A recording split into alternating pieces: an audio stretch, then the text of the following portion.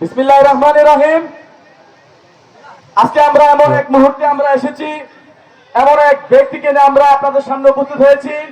আপনাদের চান্দোয়ার গর্বিত সন্তান, নবনির্বাচিত এমপি মহোদয়ের গণসংবর্ধনা উপলক্ষে সম্মানিত সভাপতি সহ বিশেষ অতিথিবৃন্দ, ঢাকা থেকে আগত মেহমানবৃন্দ সহ আমার সামনে উপবিষ্ট সকলকে জানাই আমি সংগ্রামী অভিনন্দন, সালাম, আসসালামু আলাইকুম।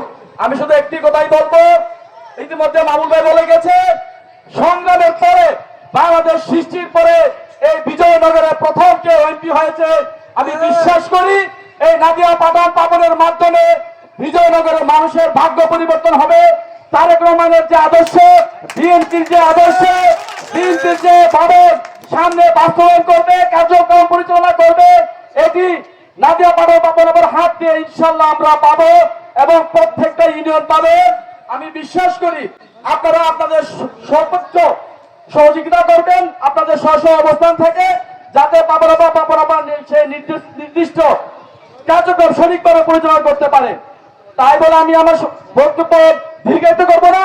আমি সবার পক্ষ থেকে, স্পেশালি বিজয়নগরের পক্ষ থেকে, চান্দবাসীর পক্ষ থেকে, আমার ইউনিয়ন ভূপতির পক্ষ থেকে আমি আবারও আমাকে লাল গোলাপ শুভেচ্ছা জানাচ্ছি।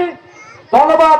বাংলাদেশ জিন্দাবাদ, বাংলাদেশ জাতীয় দল বিএনপি জিন্দাবাদ, পাবনা জিন্দাবাদ, জিন্দাবাদ, জিন্দাবাদ।